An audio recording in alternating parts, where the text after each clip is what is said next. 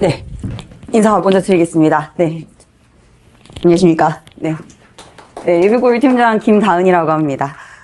자료집 보시면 제 자료가 훨씬 많은데 원장님이 이미 1시간을 쓰셨어요. 그래서 이제 여기서부터 강사로서의 저의 요약 능력이 빛나는 순간입니다.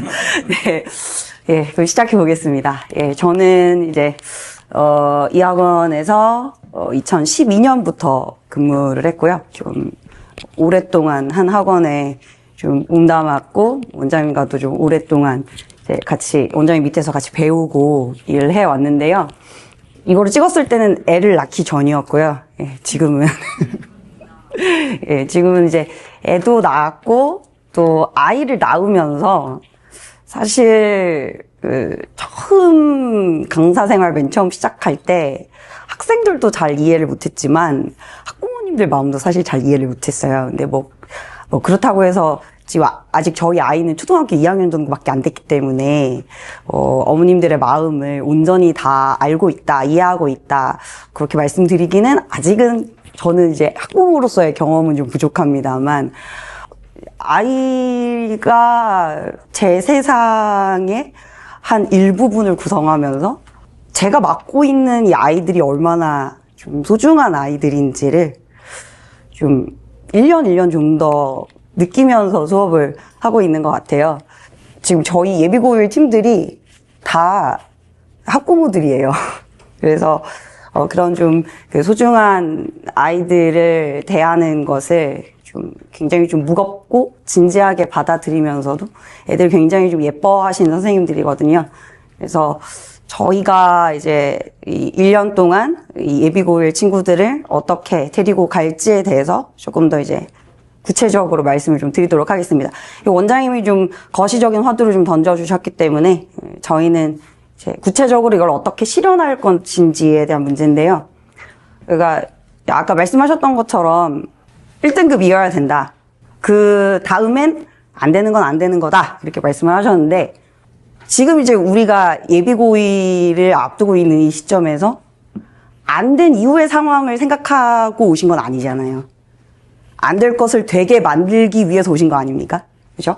그래서 안 될 것을 되게 만들기 위해서 우리가 뭘 해야 할지 그걸 이제 좀 말씀을 좀 드리도록 하겠습니다.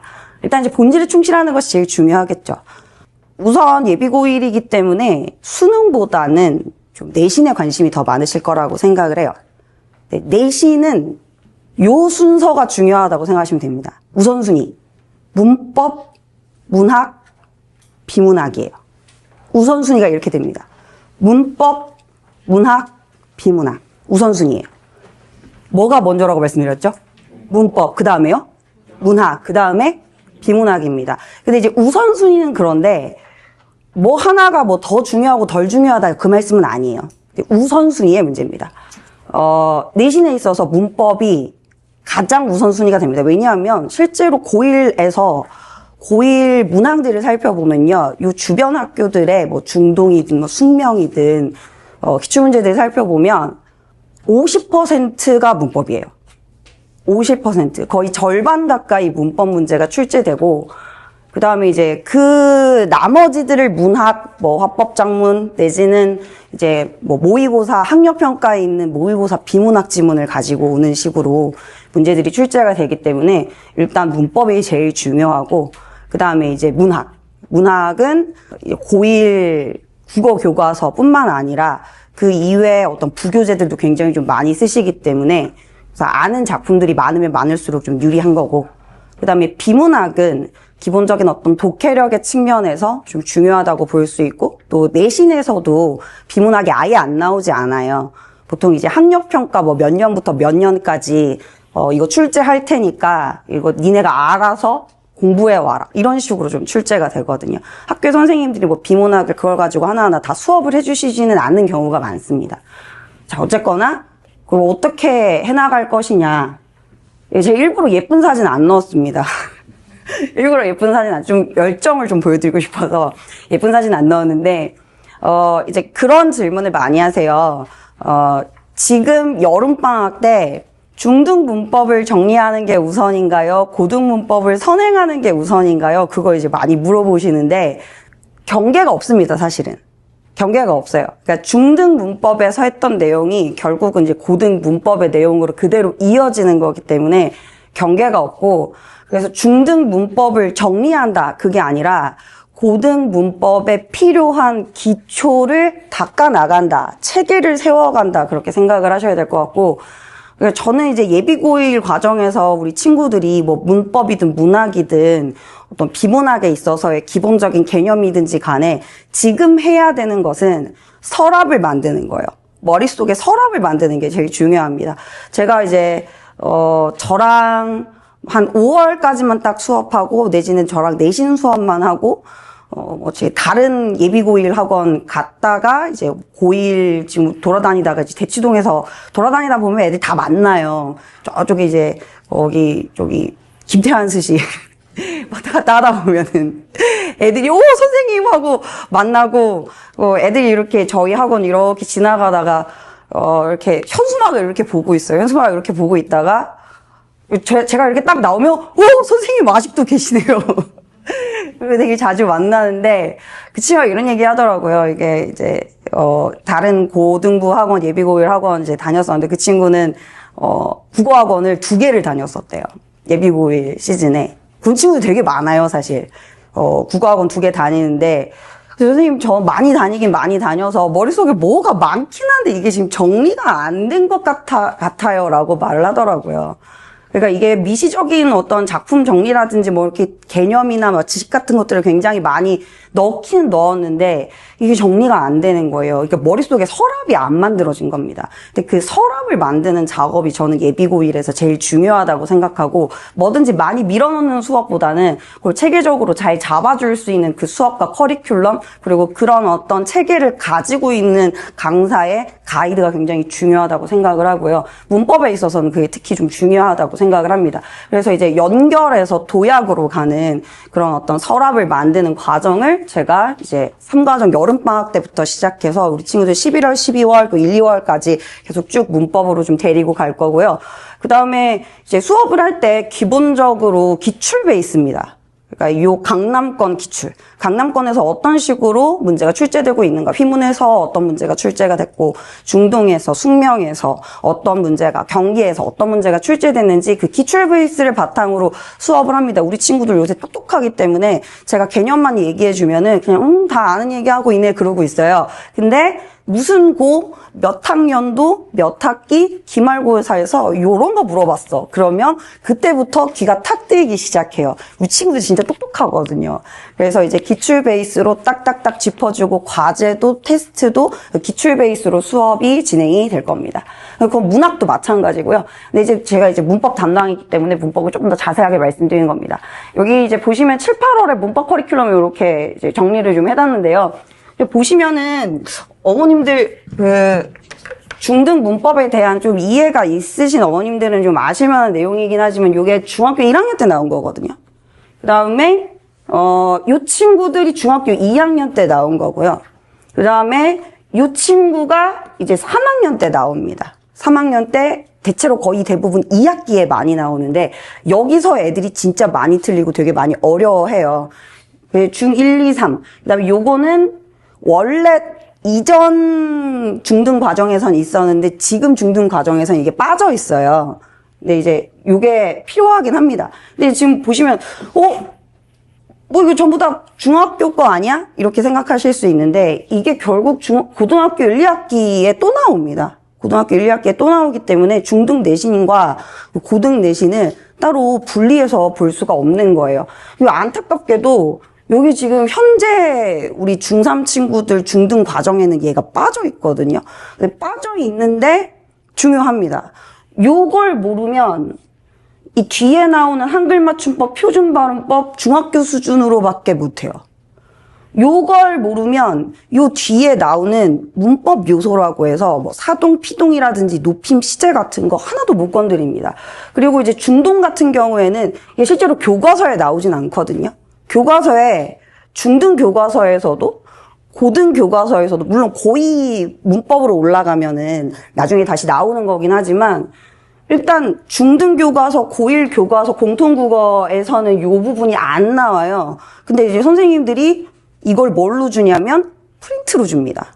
프린트로 주고 내용을 결국 다 물어보거든요. 그래서 굉장히 좀 중요한 내용이고, 그래서 지금 이제 7, 8월에 가장 기본이 되는 중등 문법에 나왔으면서도 고등 문법에 한 번 더 반복되는 고1 2학기 내신 문법을 7, 8월에 다룰 예정입니다.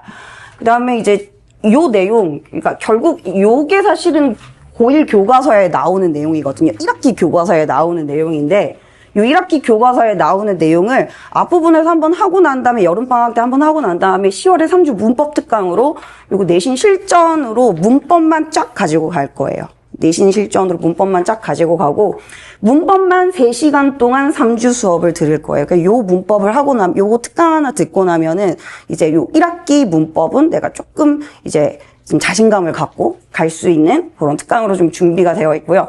그다음에 이제 11월, 12월에 문법 커리큘럼 계속해서 이어집니다. 그래서 이제 사실 요 내용은 1학기 기말고사에 대체로 나오는 내용인데 제가 그냥 묶어서 2학기라고 하긴 했어요. 이게 어떤 학교들은 요걸 2학기에 돌리기도 하기 때문에 1학기 기말에 나오는 경우도 있고 2학기에 나오는 경우도 있는데요. 전반적으로 이제 11월, 12월에는 고1 2학기 내신 문법을 다루게 될 거고 요 앞에 이 내용은 교과서엔 안 나옵니다. 교과서엔 안 나오는데 요 뒤에 나오는 내용을 정확하게 알기 위해서는 한 번쯤 무조건 거치고 가야 되는 내용이라서 그래서 요 내용이 지금 들어갈 거고 그 다음에 지금 요게 학생들이 절레절레 하는 거거든요. 절레절레 중세국어 기초다지기 말만 들어도 싫으시죠, 어머님들도. 말만 들어도 싫으시죠. 네, 세종대왕이 한글 창제하시고 난 다음에 그 이후에 이제 세조부터 시작해서 이제 중세국어 이렇게 쭉쭉쭉쭉 나오는 용비어 첨가 쭉쭉쭉 나오는 거 이제 그거를 이제 기초 다지기를 하고 난 다음에 지문 분석을 한번 해볼 거예요. 무지하게 싫어합니다. 무지하게 싫어하는데 이거를 어떻게든 제가 그래도 좀 재미있게 해보려고 학생들이랑 이게 좀 재미있게 좀 받아들이게 해보려고 노력을 하고 있는데요. 어쨌든 요렇게 해가지고 11월, 12월까지 고1 문법 어머님들 많이 말씀하신 한 바퀴 돌립니다. 네, 한 바퀴 돌리고요. 그 다음에 이제 1, 2월은 요거를 한 바퀴 더 돌릴 거예요. 그러니까 이게 왜 그러냐면 문법은 반복밖에 없어요. 그러니까 제가 11월, 12월까지는 서랍을 한번 만들어 놓고 난 다음에 그 서랍에 들어갈 디테일한 것들이 1, 2월에 또 들어가는 거예요. 근데 결국은 사실 변별력은 디테일에서 나오는 거기 때문에. 근데 디테일부터 먼저 시작하면 아까 제가 앞서 말씀드렸던 그 친구처럼 되는 거예요. 이게 구슬은 서말인데 꿰지를 못하는 상황. 그래서 서랍부터 먼저 차근차근 잘 만들고 난 다음에 디테일을 1, 2월에 가지고 가는 그 작업을 이제 하게 됩니다. 그래서 일단 지금 실어놓은 거는 11월, 12월까지만 좀 실어드렸고요. 자, 그리고 말씀드린 것처럼 문법은 반복입니다. 그래서 요거는 이제 제가 인강 과제를 학생들한테 매주 좀 줄 거예요. 그래서 인강 과제를 수업을 듣고 난 다음에 그 수업과 관련된 내용을 한 20분, 30분으로 요약해가지고 그 요약한 걸 인강으로 다시 한번 좀 필기하고 문제를 좀 풀 수 있게 그런 식으로 이제 과제를 좀 부여하고 있습니다. 이게 왜 그러냐면, 왜 이렇게 하냐면요. 우리 친구들이 예를 들면 일요일 10시 수업을 와요. 그러면 숙제를 언제 할까요? 토요일 밤에 합니다.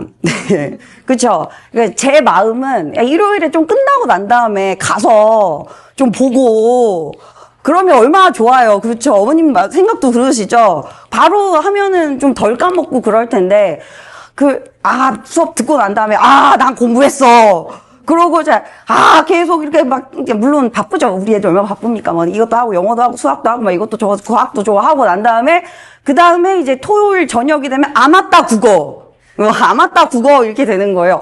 내일 테스트도 봐야 되고 뭐 과제도 해야 되는데 막 생각도 안 나고 뭐냐 잘 모르겠다. 이전에 인간 과제 없었을 때는 그냥 문제 풀게 시켰더니 그냥 직관적으로 문제를 풀어요.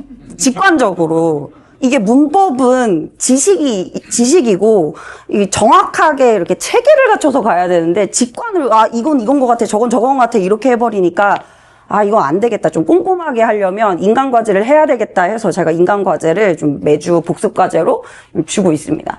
그 다음에 이제 문학입니다. 문학 제가 우선순위 두 번째라고 말씀드리긴 했지만 문학이 안 중요한 건 아니에요. 문학 너무 중요하죠. 예비고1 문학은 기본적으로 일단 아는 작품을 좀 늘려가는 게 중요한데 아는 작품을 늘려가는 한편으로 관찰하고 분석하고 추론하는 기본적인 틀을 잡아가는 과정이 굉장히 중요해요. 그래서 저희가 커리큘럼으로 잡은 두 가지 기준이 있는데 여기 보시면 8주 커리큘럼 중에 상황과 정서부터 시작해서 뭐 배경 정보라든지 갈등과 대응 방식 이렇게 쭉 이렇게 커리큘럼이 이렇게 펼쳐져 있는데요. 이게 결국은 이 학생들이 문학 작품을 분석하고 추론하는 틀이 됩니다. 그리고 이 틀이 곧 출제 유형이기도 해요.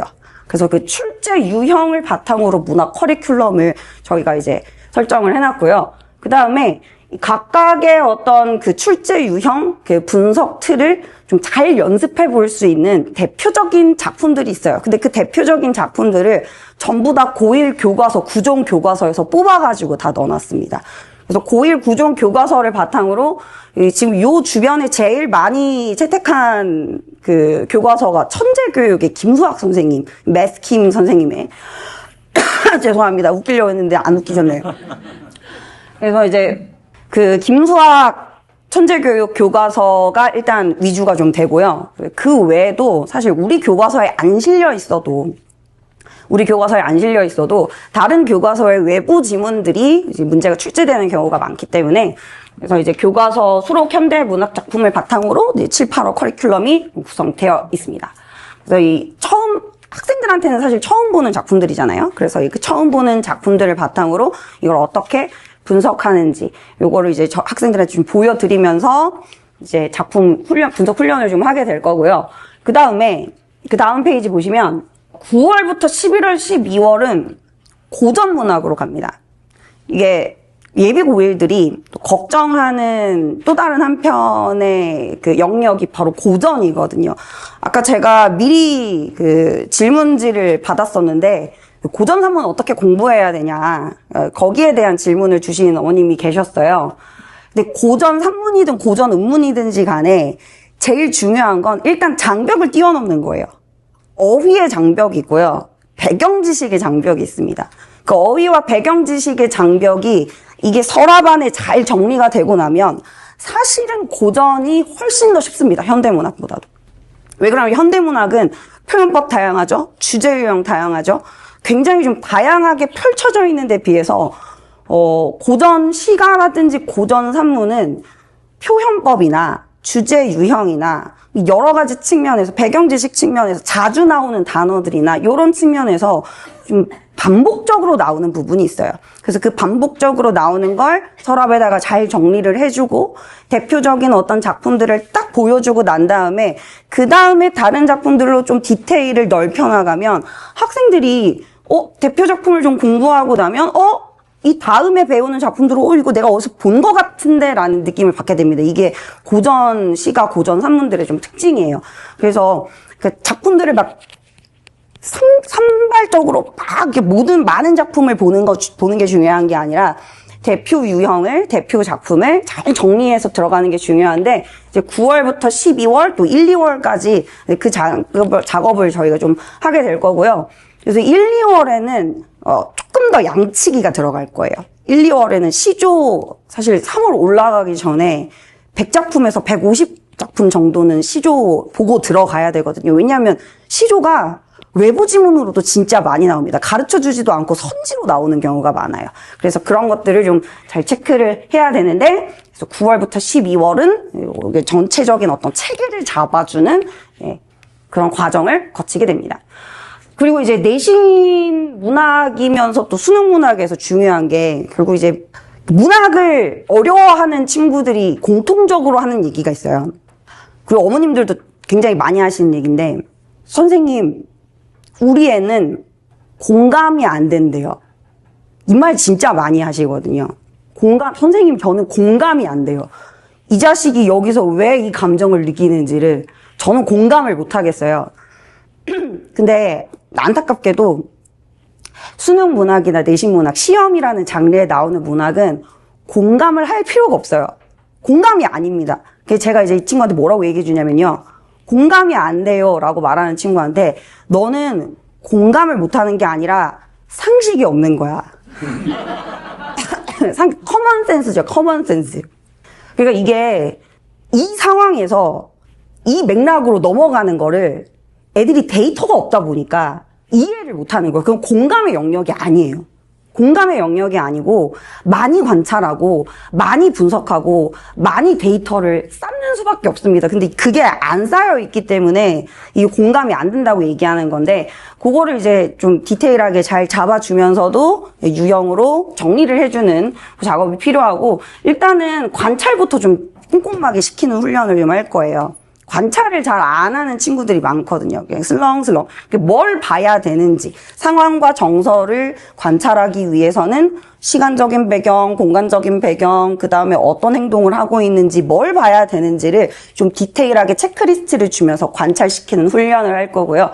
그 다음에 이제 분석 원리에 따라서, 그 다음에 숨겨진 내용을 상상하고 추론하는 훈련들을 앞으로 계속 시켜 나가야죠. 그러면서 커먼센스가 길러지는 거니까요. 자, 그 다음에 이제 수능 비문학입니다. 비문학은 딱 두 가지밖에 없어요.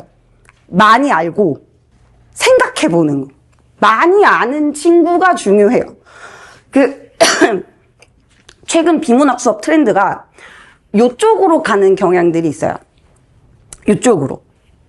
읽는 방법을 알려달라. 중요하죠. 읽는 방법 중요합니다. 이거는 꾸준히 해야 돼요. 꾸준히 자기가 익혀야 됩니다. 근데 이제 안타깝게도 이걸 방법을 알려주면 자기가 안다고 착각해요. 그렇죠? 어머님, 살 빼는 방법 뭐예요? 살 빼는 방법 우리 다 알아요. 어떻게 해야 돼요? 덜 먹고 많이 움직여야죠. 알긴 알아요. 근데 문제는 뭐예요? 안 하니까 문제인 거죠. 꾸준하게 할 수 있어야 되는 거예요. 그래서 요거는 꾸준하게 절차적인 지식도 좀 훈련을 하게 시키는 한편으로 사실 지금 예비고일할 때 제일 중요한 건 이겁니다. 스키마, 배경 지식. 많이 알면 많이 알수록 읽기는 훨씬 수월해요. 이거는 모두가 피하고 싶은 진실이에요. 죄송한 말씀이지만 모두가 피하고 싶은 진실입니다. 근데 제가 보니까 이제 고3 수능 강의 같은 거 제가 커리큘럼 같은 거 좀 찾아보고 하는데 물론 이쪽이 트렌드긴 하지만 워낙 잘 안 되는 친구들을 위해서 비문학 독서를 위해서 경제특강 여는 경우들이 있어요. 경제특강 여는 경우 있어요. 고3 대상으로요. 아, 저 그거 너무 안타까워요. 고3 얼마나 바쁜데. 그걸 해야만 할 정도로 경제가 어렵고 과학이 어려운 친구들이 있는 거예요. 그걸 미리 해야죠. 그러니까 기본적인 건 미리 알고 있어야죠. 그래서 이런 스키마 배경 지식은 이거는 예비고일이 해야 될 일. 요건 예비고일이 해야 될 일. 그렇게 봅니다. 그래서 지금 예비고일은 인문사회과학에서 자주 출제되는 필수 개념 정리 좀 해야 되고요. 근데 이게 왜 중요하냐? 독해 코어 근력을 강화시키는데 필요한 작업입니다. 그러면서도 학생이 좀 깊이 생각하고 사고를 확장할 수 있도록 수업에서 선생님이 지적으로 자극을 해주고 좋은 질문을 해주는 거. 그 작업이 필요한데 그걸 제가 볼 때 대한민국에서 제일 잘하시는 분이 김영준 원장님이세요. 그 다음에 두 번째로 잘하는 사람이 저기 앉아있는 우리 양소민 선생님. 네.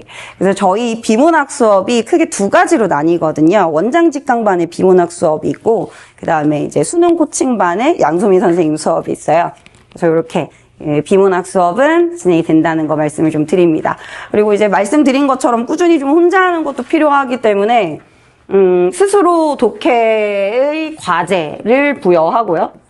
그래서 수능 코칭반 같은 경우에는 필수 개념에 대해서 책을 좀 읽을 수 있도록 독서 과제를 부여하고 있고, 원장 직강반에서는 독서 과제 대신에 이제 비문학 학력 평가라든지 수능에서 출제된 이제 낯선 지문들을 좀 혼자 분석하고 문제를 풀 수 있도록 과제를 부여하고 있습니다. 그 다음에 두 번째 과제로는 수업 시간에 선생님이 다뤄준 지문을 내가 다시 한번 읽어보는 거.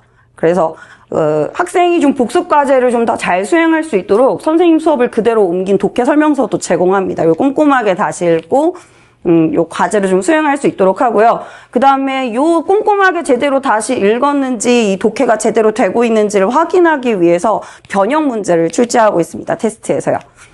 네, 그래서 이제 방금 말씀드린 것처럼 수능 코칭반이랑 원장 직강반이 이렇게 둘로 나뉘기 때문에 요 둘을 좀 선택을 저희 학원 수업을 들으시려고 하면 요 둘 중에 하나를 선택을 하셔야 되는데, 그러니까 수능 코칭반과 원장 직강반의 가장 큰 차이는 일단은 시간입니다. 3시간 30분짜리 수업이고요. 4시간짜리 수업입니다.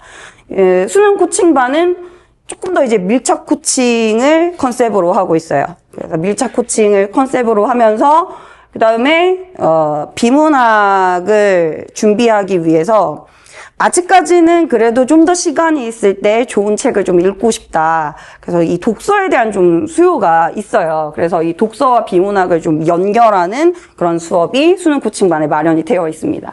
이제 원장 직강반에서는 이제 원장님께서 1시간 정도 비문학 수업을 1시간에서 1시간 반 정도 비문학 수업을 하시고, 그 다음에 이제 문학이랑 문법은 저랑 이제 고등부 선생님께서 이제 수업을 하시게 됩니다. 네, 아까 앞에 좀 말씀드렸기 때문에 이 내용은 좀 생략을 하도록 하겠습니다. 이제 수능 코칭반은 비문학 독해와 독서를 좀 연결하는 수업이다, 이렇게 생각을 해주시면 되겠고요. 그래서 커리큘럼은 문법 문학은 동일하고 비문학에서만 약간의 차이가 좀 있습니다.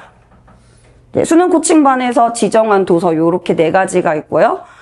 그 철학 지문이 사실 이제 특히 인문에서 제일 많이 나오기 때문에 기본적인 철학 흐름을 좀 짚어줄 수 있는 수업이고, 요 선생님, 이 안강보 선생님이 지금 중동고 선생님이세요. 중동고 선생님이 쓰신 책이고, 그 다음에 어머님들 제일 좋아하시는 한 권으로 읽는 거. 네, 한 권으로 읽는 거. 요거 거시 경제를 한 큐에 좀 정리해 볼 수 있는 그런 책이고요. 그 다음에 이제 경제학 콘서트는 요건 조금 더 이제 디테일한 어떤 뭐 비교 우위라든지 아니면 뭐 경제 희소성이라든지, 예, 뭐 아니면 뭐 외부 효과라든지 이제 자주 출제되는 수능 경제 지문에서 자주 좀 출제되는 그런 개념을 좀 재밌게 풀어낸 책입니다. 재밌게 풀어낸 책이긴 한데 조금 어렵긴 해요. 그래도 이제 조금 어렵긴 하지만 선생님이 좀 잘 풀어서 설명을 해주시기 때문에 학생들이 충분히 좀 가져갈 수 있는 수업이고요. 저는 여기서 좀 한 가지 좀 제가 말씀을 드리고 싶은 게, 우리 애가 책 읽기를 싫어하니까 책을 안 읽는 원장 직강반으로 보내고 싶어요, 이렇게 생각하실 수 있잖아요. 근데 저는 사실 오히려 반대예요. 책을 안 읽는 친구, 책 읽기를 싫어하는 친구들이 오히려 수능 코칭반에 와서 자기가 완전하게 읽어내지는 못하더라도 그 읽어가는 작업을 좀 하면 좋겠어요. 오히려 반대로. 원장 직강반 수업에서는 그 원장님이 물론 책을 안 읽어도 되기 때문에 학생들한테는 좀 이 마음의 부담은 좀 덜 수는 있지만, 원장님 수업에서 마음의 부담을 갖고 갈 수도 있거든요. 그러니까 원장님께서 워낙 수업 굉장히 잘하시고 학생들이 좀 이해 잘 될 수 있게 잘 정리해 주실 수 있긴 하지만, 기본적으로 책 읽기 연습이라든지 읽기 연습이 좀 잘 안 돼 있는 친구들은 재미있는 교양 수업만으로 생각을 하고 갈 수도 있기 때문에, 그래서 저는 좀 책을 많이 안 읽어봤던 친구들은 오히려 여름방학 때까지는 수능 코칭반에서 좀 책 읽기를 좀 긴 호흡으로 독해를 하는 연습을 좀 하고 난 다음에 또 원장님 비문학 수업으로 좀 넘어가는 게 저는 오히려 도움이 더 될 것 같다라고 말씀을 좀 드립니다. 그리고 요 앞에 양자역학 수업도 있습니다. 저는 이 책 보면서 사랑하니까 헤어지는 거야 같은 제목이라고 생각했어요. 세상에서 가장 쉬운 양자역학 수업. 근데 양자역학이긴 하지만 이 양자역학을 정말 재미있게 잘 풀어서 써준 책이라서 저희가 좀 고심 끝에 채택한 책이었고요. 그래서 이제 비문학 커리큘럼은 이렇게 진행이 됩니다. 기본적으로 커리큘럼이 크게 다르지 않습니다. 커리큘럼 크게 다르지는 않은데 약간 디테일에서 좀 차이가 있고요. 이제 강사진은 이렇게, 원장직 강반은 토요일 2시, 일요일 10시, 이제 나머지 금요일 6시, 토요일 10시, 6시, 일요일 2시, 6시는 수능 코칭반으로 구성이 되어 있습니다.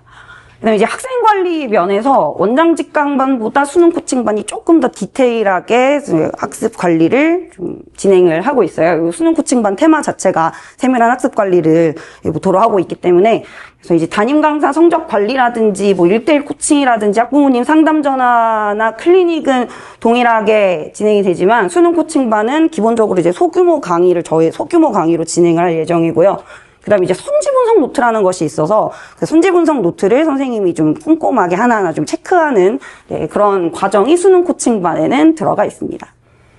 그래서 이제 말씀드린 이 선지 분석 노트 간단하게 보시면 이 선지 분석 노트라고 해서 학생들이 이제 문제 푼 내용을 밑에다가 선지를 좀 분석을 해볼 수 있게 그 노트를 따로 주진 않고요. 네. 학생들이 좀 그 선지를 좀 바꿔볼 수 있게 내가 이제 이게 왜 맞고 왜 틀렸는지를 밑에다가 좀 써볼 수 있게 그런 좀 디테일한 과제를 저희가 좀 부여를 하게 되거든요.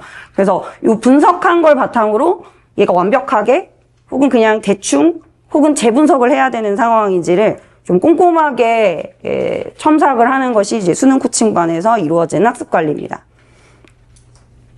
네. 그리고 이제 담임 강사 제도라는 게 있습니다. 그래서 원장직 강반은 제가 학생들 이제 담임 맡게 되고요. 그다음에 이제 수능 코칭반은 이소종 선생님, 양소민 선생님께서 담임을 하실 텐데 뭘 하는 것이냐? 담임 강사는요. 이제 그 반을 책임 관리합니다. 선생님이 3명 들어가기 때문에 그러니까 어머님들이 그렇게 생각하실 수 있어요. 선생님들이 이렇게 로테이션으로 왔다 갔다 하고 우리 애를 선생님이 잘 아시나. 그리고 이제 그 부분 좀 걱정하실 수도 있고 또 이제 고등부 수업을 보낼 때 어머님들 또 제일 걱정하시는 부분이 또 그 부분이라고 생각합니다. 우리 애에 대해서 선생님이 얼마나 좀 디테일하게 알아주는가. 그래서 이제 그런 부분을 좀 저희가 해소하기 위해서 각 반마다 담임 강사 책임 관리 제도를 두고 있습니다. 그래서 학습 태도, 그 다음에 성적 추이, 그 다음에 학부모 상담 전화를 담임 강사 선생님께서 좀 맡아서 진행을 하실 거고요. 그 다음에 이제 1대1 코칭이라는 게 있어서, 저희가 이제 학생들 대상으로 과정 중에 한 번씩 1대1로 만나서 학습 상담을 좀 진행을 하는데, 담임 선생님이 1대1 코칭을 진행을 합니다. 그리고 이제 테스트랑 재시험 과제가 있습니다. 아까 말씀드렸던 것처럼 테스트는 항상 기출 기반입니다. 기출 기반으로 수능 기출, 학력평가 기출, 모의고사 기출, 그리고 강남권 기출 문제를 기반으로 테스트가 구성이 되고요. 그 다음에 이제 어휘 테스트라고 해서 저희 이제 지금 이미 보내고 있는 어머님들은 아시겠지만 저희 어휘 워크북이 굉장히 잘 돼 있습니다. 수능 기출 어휘들을 바탕으로 워크북을 좀 구성을 했고요. 그걸 이제 매주 외워가지고 테스트를 보는 방식으로 테스트가 진행됩니다. 못 보면 이제 남아서 재시험 보고 가야 되고요. 자, 그 다음에 이제 과제집 말씀드린 것처럼 문학, 문법, 비문학 모두 다 수능 기출, 강남권 기출을 바탕으로 구성이 되어 있습니다. 그리고 아까 말씀드렸던 선지 분석 노트에 대해서 조금 더 디테일하게 보여드리면 분석 예시가 있어요. 그래서 뭐 이 문제에 대해서, 이 선지에 대해서 학생이 분석을 하면은 이게 완벽한 분석인지 표면적으로 분석했는지 지문에 내용 없다 이렇게 해버리면 이거 다시 해야 되는 거예요. 근데 없을 것 같죠? 이런 거 되게 많이 나옵니다. 생각보다 많이 나와요. 이 문단을 요약하라 라고 하면 제일 많이 나오는 게 뭘 것 같으세요, 어머님? 어머님, 제가 질문 많이 드리네.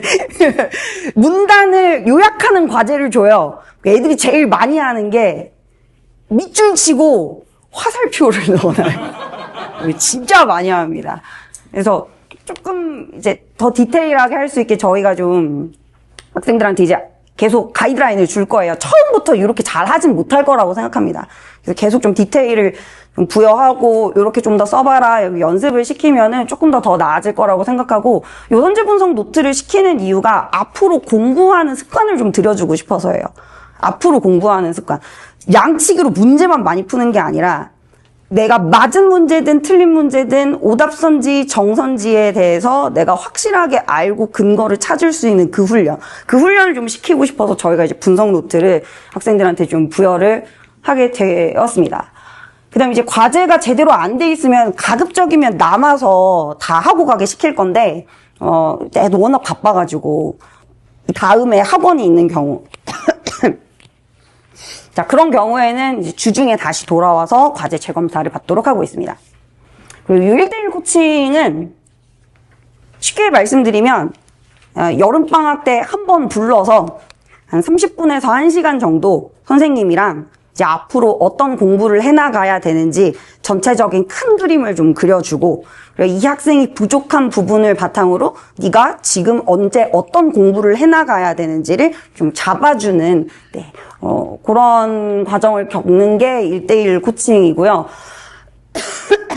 물론 원하지 않으면 신청 안 하셔도 돼요. 원하지 않으면 신청 안 하셔도 됩니다. 그래서 1대1 코칭을 저희가 학생들한테 그 신청서를 드릴 거기 때문에, 그래서 그 신청서 나가면 신청 맞춰서 신청을 해주시면 됩니다. 그래서 1대1 코칭 후기는 읽어봐 주시면 좋겠습니다. 저는 보면서 되게 감동을 많이 받은 부분이 있었는데요. 저만 감동이고요. 어머님들은 한번 보시고 이렇게 선생님들이 신경을 많이 쓰고 이런 후기가 있구나 정도만 보시면 되겠습니다. 그다음에 이제 도약 클릭인이라는 것도 있습니다. 그래서 어휘, 문법, 문학, 비문학, 저희가 이제 테스트로 보고 있는 이 내용에 대해서 학생들이 조금 부족한 경우 혹은 조금 더 공부가 필요한 경우 도약 클리닉으로 불러서 개별 신청자 대상으로 이제 보강 수업을 좀 진행을 하고 있고요. 제가 사실 허락 안 받고 그냥 막 갖다가 썼는데 이 사진을 저희 클리닉 수업 담당하시는 송시현 선생님입니다. 여름방학 특강도 있습니다. 여름방학 특강은 저희가 기본적으로는 무료 특강인데 너무 좋은 수업이라 요거는 유료 특강으로 좀 넣고 싶어서 유료 특강으로 실시를 하는데요. 그러니까 제가 아까 말씀드린 것처럼 예비 고1한테 제일 중요한 작업이 뭐라고 말씀드렸죠? 머릿속에 뭘 만드는 거요? 서랍을 만드는 거야. 근데 그 서랍을 만드는 과정 중에 기본적으로 시대적인 흐름이 중요하거든요. 그래서 그 시대적인 흐름을 좀 짚어줄 수 있는 현대사의 시대적인 흐름, 고전 문학사의 좀 시대적인 흐름을 좀 짚어줄 수 있는 문학사 유료 특강이 2회로 진행이 됩니다. 그래서 요거는 선택을 하실 수가 있어요. 그래서 고전이 2강이고요. 그다음에 현대가 1강으로 좀 선택을 하실 수 있게 유료 특강 진행합니다. 그다음에 이제 중세국어 문법, 아까 말씀드렸던 애들이 진짜 싫어하는 거. 그 2학기 때 제가 수업을 하긴 합니다만 좀 여름방학 때 조금 맛을 보여주려고 요런 게 있다라는 걸 좀 맛을 보여주려고 무료 특강 훈민정 제자 원리와 함께 어제서문 원문 분석하는 수업 진행을 하고요. 그다음에 이제 문학 개념어 특강은 학생들이 감으로 좀 문학 문제 푸는 친구들이 좀 개념을 좀 정확하게 알고 분석 틀을 가져갈 수 있도록 정리해주는 개념어 특강 진행됩니다. 그리고 요 모의고사 특강은 이거는 한 번 이상은 꼭 좀 보내주시면 좋겠어요. 한 번 이상은 꾸준하게 보내주시면 더 좋고요. 한 번 이상 좀 보내주셔서 지금 우리 아이가 어느 정도 수준인지 고1 기준으로 학력평가 문제를 풀었을 때 어느 정도 수준인지를 내가 알아야지만 내가 어느 방향으로 갈 수 있는지가 보이거든요. 그래서 요거 최대한 좀 빨리 보내주시면 1대1 코칭할 때도 저희가 이제 학생들에 대한 어떤 학습 자료, 요거 분석 자료로 좀 활용할 수 있기 때문에 그래서 1강 좀 많이 보내주시면 좋겠습니다. 1강이든 2강이든 최대한 조금 빨리 많이 보내주셔가지고 경험을 많이 쌓으면 많이 쌓을수록 도움이 많이 돼요. 진짜로 많이 풀어본 친구들이 점수가 잘 나오더라고요. 이따 뒤에도 보내드리겠지만 이 친구가 겨울방학 때 77점이 나왔었어요. 이게 문제가 어려운 문제였기 때문에 77점인데도 2등급이 나온 겁니다. 원래 2등급이면 대충 한 80점대 후반 정도는 나와야 되는데 좀 어려운 시험이었는데 원점수 77점에 2등급이었던 친구가 이번에 고1 올라가가지고 100점 맞았다고 저한테 연락 왔습니다. 100점 맞는 거 별거 아닌 것 같으시죠? 우리 애는 지금 지난번 중간고사도 100점이었는데 네, 맞습니다. 그 100점 맞는 거 진짜 대단한 거예요.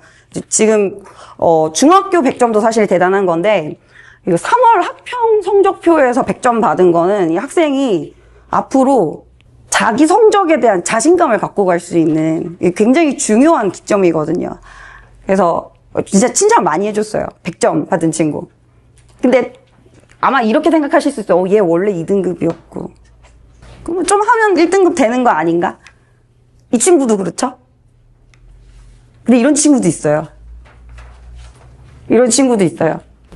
우리가 원하는 가장 드라마틱한 변화인데, 이 친구가 원래 정말 공부에 되게 관심이 없었던 친구고, 저한테 막 연애 상담도 하던 남학생이었거든요.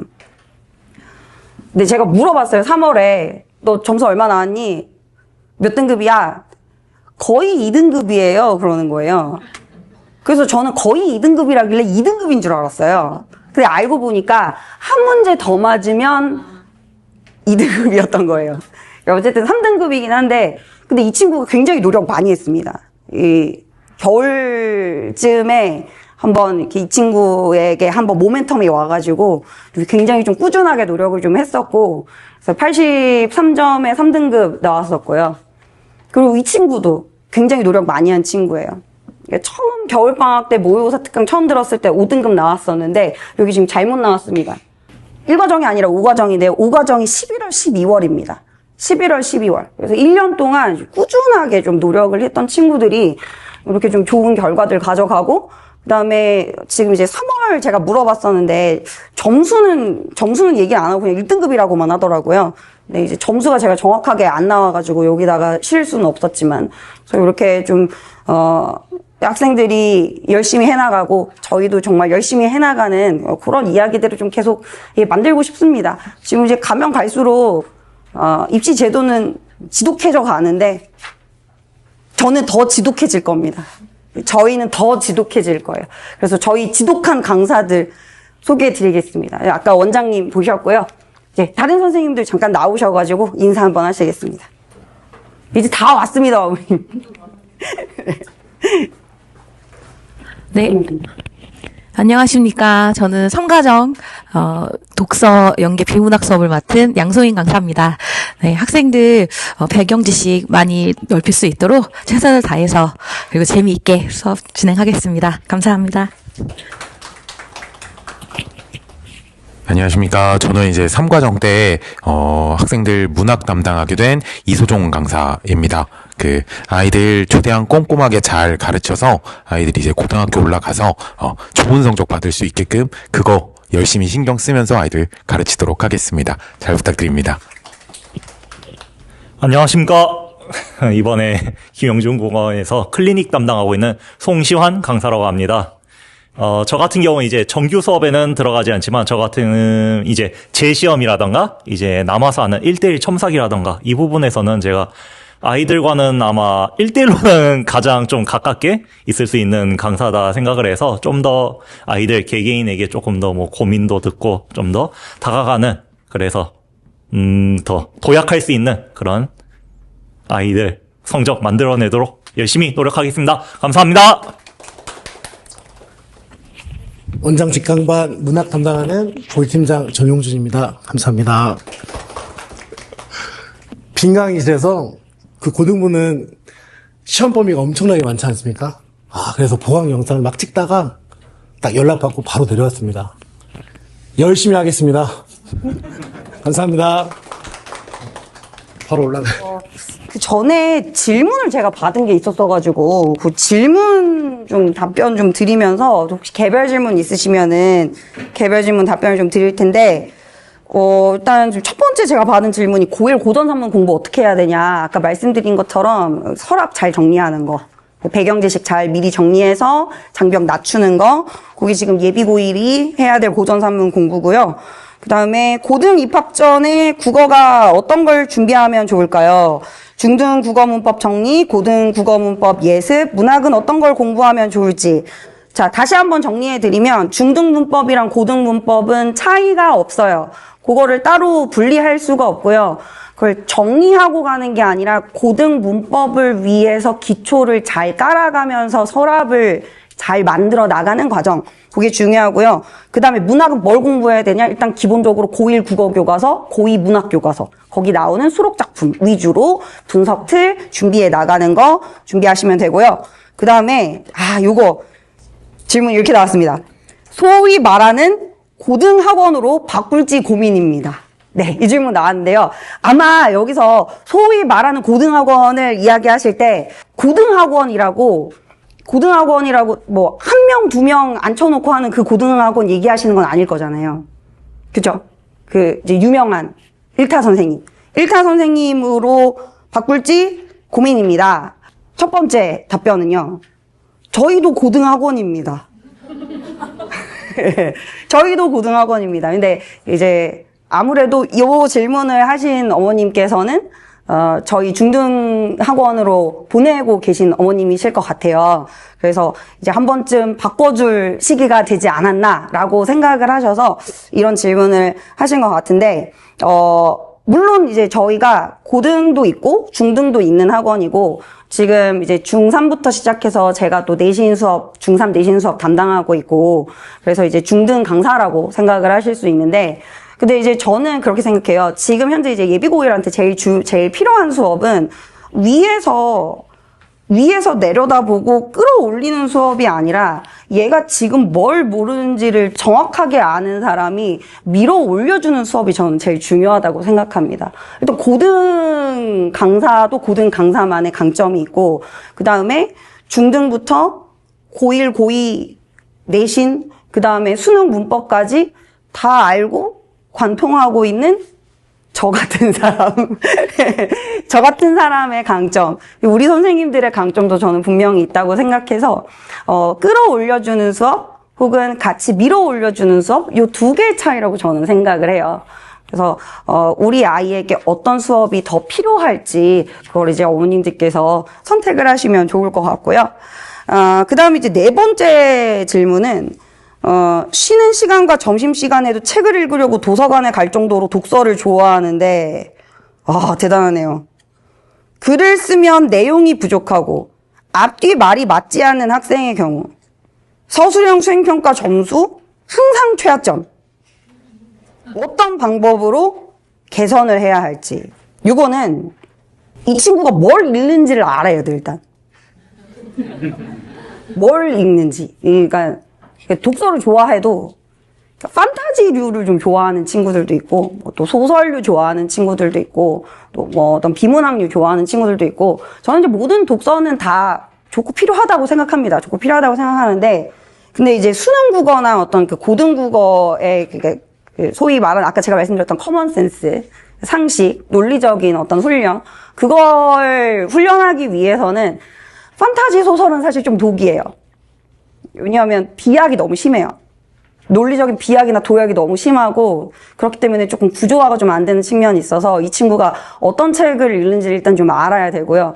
그 다음에 뭐 좋은 책을 읽고 있다. 뭐 여기서는 뭐 모두가 다 좋은 책이긴 하지만 뭐 판타지 말고 다른 류의 소설을 읽고 있다고 하더라도 인풋만 계속되고 아웃풋을 안 하는 경우에 이런 친구들이 좀 있어요. 그러니까 많이 읽는다고 다 좋은 게 아니거든요. 읽고 좀 아웃풋을 하는 과정을 좀 거쳐야 돼요. 구조화가 안 되는 친구일 가능성이 높아요, 이 친구는. 이 친구는 이제 비문학 읽으면, 비문학은 읽긴 읽었는데, 이게 머릿속에서 정리가 안 될 가능성이 되게 크거든요. 그래서 구조화하는 연습을 좀 해야 됩니다. 그래서 지금 읽고 있는 책 잘 읽고 있으면 좋겠는데, 그 읽고 난 다음에, 이 책의 핵심 질문 뭐고, 핵심 메시지는 뭐고, 적용점이 뭔지, 딱 그 세 가지만 좀 구조화해보는 연습을 하면 좋겠다. 그 다음에 비문학 지문을 좀 더 구조적으로 읽고 요약하고 마지막에 한번 머릿속에 체계 정리하는 연습을 좀 하면 좋겠다. 그게 이제 읽고 정리가 안 됐기 때문에 이게 최하점이 나올 정도면은 아마 이제 그럴 가능성이 좀 높다고 봅니다. 그래서 좀 구조화하는 연습이 좀 필요할 것 같아요. 네, 일단 제가 받은 질문은 이 정도인데 시간이 좀 많이 지나긴 했습니다만 혹시 어머님들 질문 있으실까요? 인원수요. 그 원장직 강반은 이 강의실에서 수업이 진행이 돼요. 이 강의실에서 수업이 진행되고요. 그 다음에 수능 코칭반은 한 반에 15명에서 20명. 15명에서 20명이고 그 15명에서 20명이 넘어가게 되면 무조건 분반합니다. 네. 그래서 뭐 예를 들면 그 반에 25명이 모집됐어요. 그러면 20명, 5명 이렇게 자르지 않고 미리 12명, 12명으로 자를 거예요. 네. 뭐 22명이라도 마찬가지입니다. 11명, 11명, 11명으로 무조건 20명 이상이 넘어가면 저희 무조건 수능 코칭반에서 무조건 분반을 할 거고, 근데 사실 이제 수업이요. 제가 이제 수업을 진행을 해보면 어머님들은 무조건 적은 인원이면 무조건 좋을 거라고 생각하시잖아요. 근데 적은 인원 수업의 강점이 있고 많은 인원 수업의 강점이 또 있어요. 많은 인원 수업은 같이 붐업이 돼요. 집중을 안 하는 것 같지만 사실 붐업을 하면서 같이 쫙 빨려 들어가는 게 있습니다. 근데 이제 적은 인원 수업은 그 붐업은 조금 부족하지만 선생님들이 좀 디테일하게 한 명 한 명 좀 잡아줄 수 있는 수업이 되는 거죠. 그래서 이제 어떤 수업을 원하시느냐, 어떤 강점을 원하시느냐에 따라서 선택을 하실 수 있을 것 같아요. 원장님 수업은 11월, 12월에 또 있습니다. 네, 원장님 비문학 수업은 11월, 12월에 또 있고요. 9월 중에 비문학 수업도 있는데 9월 중에 하는 비문학 수업은 제가 진행을 할 거예요. 9월 중에 하는 비문학 수업은 독서 연계로 진행하지 않고 고3 모의고사 지문 바탕으로 좀 구조화하는 연습을 좀 해나갈 거예요. 그리고 실전 독해 훈련을 좀 9월엔 하게 되고 11월, 12월에 원장님이 다시 수업을 하십니다. 그러면 마무리하도록 하겠습니다. 그리고 개별적으로 혹시 질문 있으시면 질문해 주시면 되고요. 긴 시간 수고 많으셨습니다. 쉬는 시간 없이. 네, 감사합니다.